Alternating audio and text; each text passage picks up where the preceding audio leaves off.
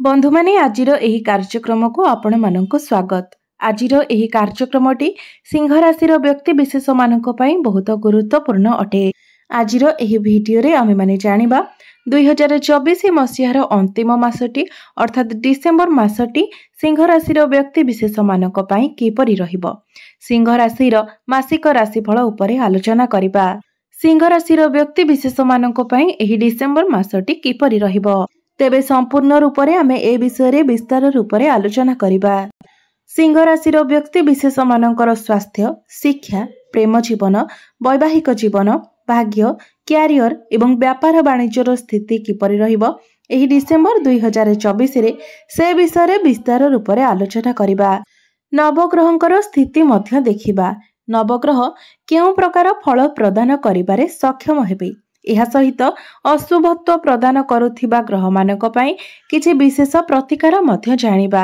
सेथिपय आपण माने भिडियोटी को स्किप न करी शेष पर्यंत निश्चय देखंतु एवं आपणकर जदि सिंह राशि होइथाय तेबे भिडियोटी को लाइक करी चैनलटी को सब्सक्राइब करि दियंतु एवं कमेंट बॉक्स रे भक्ति एवं श्रद्धार सहित जय श्री जगन्नाथ निश्चय लिखंतु। तेबे बंधु माने आसंतु आरंभ करिबा आजिर एही कार्यक्रमटी को जहाँकि जन्म राशि एवं चंद्र राशि उपरे आधारित अटे। तेबे राशि चक्रर 12 गोटी राशि मध्यरु पंचम राशि हेउची सिंह राशि। तेबे प्रथमे आसंतु जानि नेबा एही डिसेंबर मास आरंभ रे सिंह राशि रे नवग्रहंकर स्थिति किपरि रहिबो।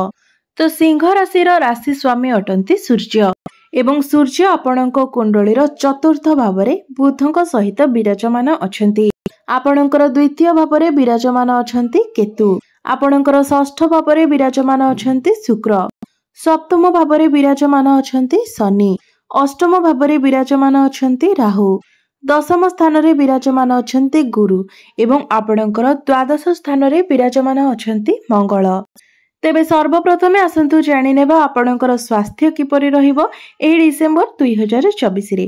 तो बंधु माने कुंडलीर प्रथम भावटी होइथाय आपणकर स्वास्थ्यर भाव, आपणकर इम्यूनिटी सिस्टम रो भाव एवं आपणकर प्रथम भावर अधिपति हेउछंती सूर्य जे कि आपणकर चतुर्थ भावरे विराजमान अछंती। सूर्य आपणकर चतुर्थ भावरे तो विराजमान अछंती ता सहित बुधଙ୍କ सहित विराजमान अछंती एवं बुधादित्य राजयोगर निर्माण करुछंती। एहा सहित देवगुरु बृहस्पतिଙ୍କର दृष्टि मध्य सूर्यଙ୍କ उपरे रहुछि। तो एही मासरे आपणकर स्वास्थ्य जनित कोनोसी भी समस्या देखा जाउ नाही। मात्र आपणकर नवम भावर अधिपति अर्थात भाग्य स्थानर अधिपति मंगल आपणकर द्वादश भावरे विराजमान अछंती जहा फलरे आपणको अचानक मुंड बिंधा भली समस्या टिके देखा देई पारे। तो आपण जदि केवाडे ट्रैवल करूछंती किंबा केवाडे जाउछंती तो आपणको टिके थक्कापण भली समस्या मध्य देखा देई पारे। कारण मंगल हेउछंती हमर एनर्जी, मंगल ही हेउछंती हमर स्टैमिना। तो जेहेतु मंगल आमर द्वादश भावरे विराजमान अछंती, आपणकर द्वादश भावरे विराजमान अछंती तो आपण जदि बहुत अधिक ट्रैवल करूछंती सेते बेले ई सब समस्या आपणकर टिके देखा देई पारे। नचेत सूर्यंकर स्थिति बहुत भल रहुछि जहा फल रे एही मासरे आपणकर स्वास्थ्य बहुत भल रहिबो। केवल आपण जदि बहुत अधिक ट्रैवल करंती, बहुत दूर जगह को ट्रैवल करंती तो मुंड बिंधा एवं थकापण भली समस्या टिके देखा देबो। एबे आसंतु जानिबा आपणकर शिक्षा क्षेत्र किपरि रहिबो एही डिसेंबर 2024 रे। विद्यार्थी मानक पई किपरि रहिबो एही डिसेंबर मासटी। तो बंधु माने कुंडलीर पंचम भावटी होइथाय आपणक शिक्षार भाव एवं आपणकर पंचम भावर अधिपति हेउछंती देवगुरु बृहस्पति एवं गुरु बृहस्पति आपणकर दशम भावरे विराजमान अछंती। दशम भावटी को केंद्र माना जायथाय एवं सूर्य एवं बुधଙ୍କର दृष्टि गुरुଙ୍କ उपरे रहुछि एवं अन्य कोनोसी ग्रहଙ୍କର दृष्टि मध्य गुरुଙ୍କ उपरे रहु नाही। गुरु आपणकर केंद्र रे बहुत मजबूत स्थिति रे विराजमान अछंती। गुरु हेउछंती ज्ञानर कारक ग्रह एवं गुरुଙ୍କର स्थिति जेहेतु बहुत भल रहुछि तो आपणकर ज्ञान बढ़िबो, बुद्धि बढ़िबो। एही मासरे आपणकर पाठ पढ़ार स्थिति बहुत भल रहिबो। आपणकर मेंटालिटी मध्य भल रहिबो। आपण गोटे सठिक दिगरे अग्रसर हेबे। पाठ पढ़ारे आपणको कोन करिबार अछि से विषय रे आपण सठिक डिसिजन नै पारिबे। 15 डिसेंबर को सूर्य आपणकर पंचम भाव को चलन करिवे। तो सेतेबेले मध्य पाठ पढ़ा पाई आपणक पाई आहुरी अधिक भल समय रहिबो। आपण जदि कोनोसी गवर्नमेंट पाई प्रिपेयर होउथिले तो ताहा 15 डिसेंबर परे आपणक पाई एक सुवर्ण सुजोग परि हेबो। तो पाठ पढ़ा को नेकी एही मासरे आपणकर कोनोसी भी समस्या नहीं, बरं एही मासटी पाठ पढ़ा पाई आपणक पाई सर्वश्रेष्ठ रहिबो। एबे आसंतु जानिबा आपणकर प्रेम जीवन किपरि रहिबो एही डिसेंबर 2024 रे। तो बंधु माने कुंडलीर पंचम भावटी शिक्षार भाव हेबा सहित पंचम भावटी होइथाय मध्य आपणक प्रेम जीवनर भाव, आपणक संतानर भाव एवं आपणकर पंचम भावर अधिपति हेउछन्ति देवगुरु बृहस्पति, जे कि आपणकर दशम भावरे केंद्र स्थान रे मजबूत स्थिति रे विराजमान अछन्ति एवं गुरुंकर दृष्टि सूर्यंक उपरे एवं सूर्यंकर दृष्टि गुरुंक उपरे रहुछि। तो आपणक पार्टनर को पाए आपणक मध्यरे भल पाइबा बढ़िबो, तांको नेकी आपण पॉजिटिव रहिबे एवं आपणक मध्यरे फीलिंग्स मध्य मजबूत रहिबो, कारण सूर्यंक दृष्टि गुरुंक उपरे एवं गुरुंक दृष्टि सूर्यंक उपरे रहुतिबा हेतु एहा व्यतीत आपणकर राशि स्वामी सूर्य मध्य पंचम भाव को चलन करिवे। तो एही मासरे आपणकर प्रेम जीवन मध्य बहुत भल रहिबो। मात्र आपणकर जेहेतु सिंह राशि अटे एवं आपणकर राष्ट्राधिपति सूर्य अटंती, तो आपण सबुबेले निजको राजा बोली मने करंती। आपण चाहंती आपणक अनुसार ही समस्ते चलंतु, मात्र निज प्रेम जीवन रे आपणको मध्य टिके डाउन हेबाको पड़िबो। तो आपण मध्य टिके डाउन हेबाको चेष्टा करंतु। सबुबेले निजर प्रभुत्व देखाइबा, सबुबेले निजर इच्छा अनुसार अन्य को परिचालित करबा अपेक्षा निजे मध्य बेले बेले डाउन रहिबा आपणक पई भल हेबो। कारण एसबु पई आपणक लव लाइफ रे बेले बेले समस्या आसी पारे, कारण केही भी चाहते नाही सबुबेले जनक अंडर रे रहिबा पई। समस्तंकर निजस्व इच्छा रहिताय, स्वतंत्र इच्छा रहिताय। तो आपण निज इच्छा को जे भली भाबरे सम्मान देउछंती, अन्यर इच्छा को मध्य सम्मान देबाको सिखंतु। आपण मध्य सामना वालांकर इमोशन को फीलिंग्स को बुझीबाको चेष्टा करंतु। तो एही मासरे आपणकर प्रेम जीवन को नेकी कोनोसी भी समस्या नाही। आपणकर प्रेम जीवन संपूर्ण मासटी रे बहुत भल रहिबो। एबे आसंतु जानिबा आपणकर वैवाहिक जीवन किपरि रहिबो एही डिसेंबर 2024 रे। तो बंधु माने कुंडलीर सप्तम भावटी होइथाय आपणक वैवाहिक जीवनर भाव, आपणक जीवन साथीर भाव एवं आपणकर सप्तम भावर अधिपति हेउछन्ति शनि एवं शनि निजर स्वराशि रे सप्तम भावरे ही विराजमान अछन्ति। एहा व्यतीत सबुठारु गुरुत्वपूर्ण कथा हेउछि जे वर्तमान शनि मार्गी होई सारिछन्ति एवं शनिकर स्थिति एठारे बहुत मजबूत मध्य अछि।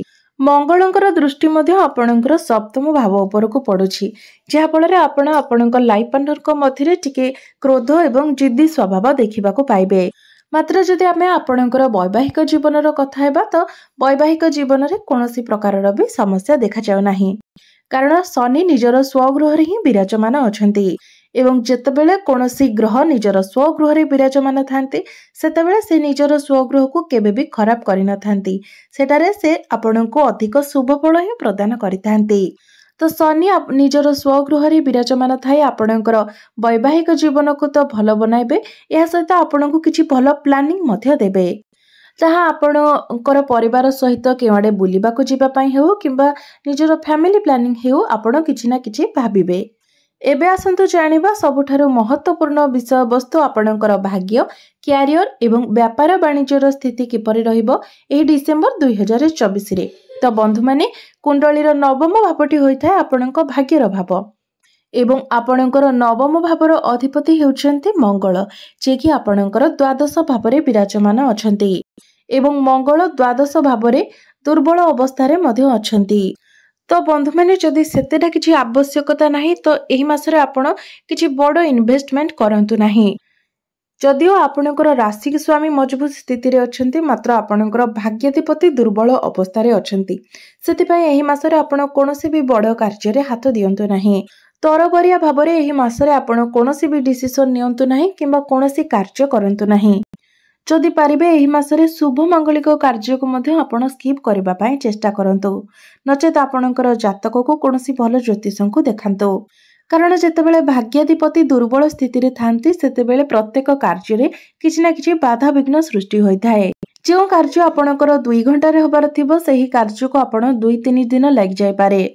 तो सेमिति किछि जदि अति आवश्यक न थाए तो एही सब जिनिस गुडी को आपण एही मासरे स्किप करि दियंतु, कारण एही मासरे आपणकर भाग्य टिके दुर्बल देखा जाउछि एवं ताहा मंगलक हेतु हेउछि कारण आपणकर भाग्याधिपति हेउछन्ति मंगल एवं मंगल आपणकर द्वादश भावरे निचस्थ होई जाइछन्ति। एबे आसंतु जानिबा आपणकर क्यारियर किपरि रहिबो एही डिसेंबर 2024 रे।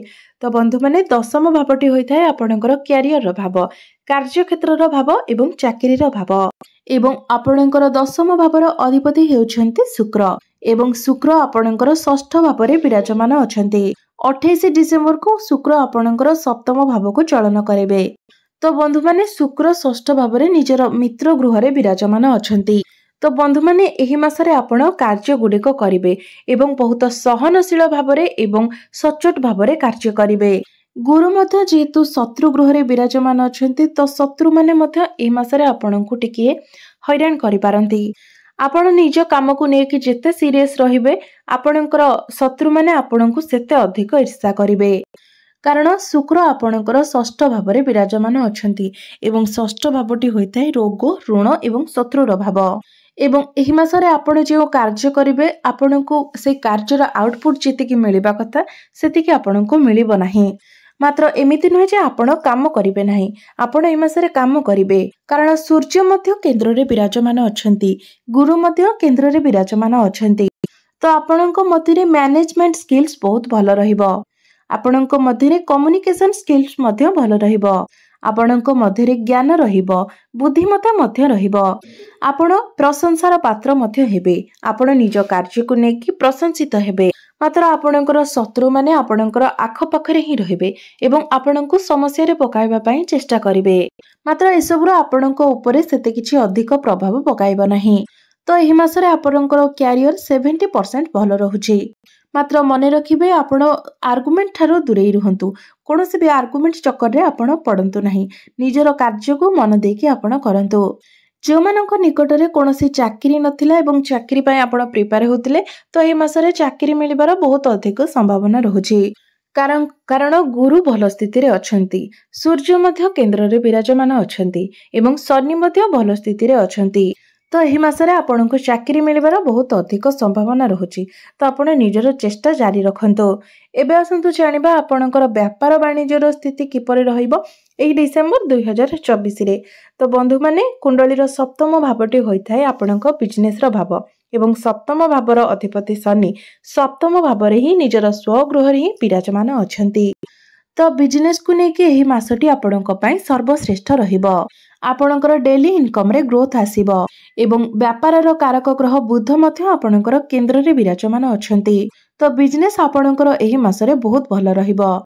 एबे आसंतु जानिबा किछि प्रतिकार विषय रे, जे प्रतिकार गुडिक करबा द्वारा एही मासरे आसुथिबा समस्या गुडिक दूर होई पारिबो एवं आपणको अधिक शुभता प्राप्ति होई पारिबो। तो सर्वप्रथमे प्रत्येक दिन आपण गुरुंकर बीज मंत्र 108 थर जप करंतु एवं आपणकर राशि स्वामी जेहेतु सूर्य अटंती तो प्रत्येक दिन आपण उदित सूर्य को तंबा पात्र रे जलार्घ्य अर्पण करंतु, आपणक पई बहुत भलो रहिबो। एवं प्रत्येक दिन आपण हनुमान चालीसार मध्य पाठ करंतु। तेबे बंधु माने आपणकर जीवन मंगलमय हेउ, एहा ही ईश्वरंक निकटरे मोर प्रार्थना। धन्यवाद।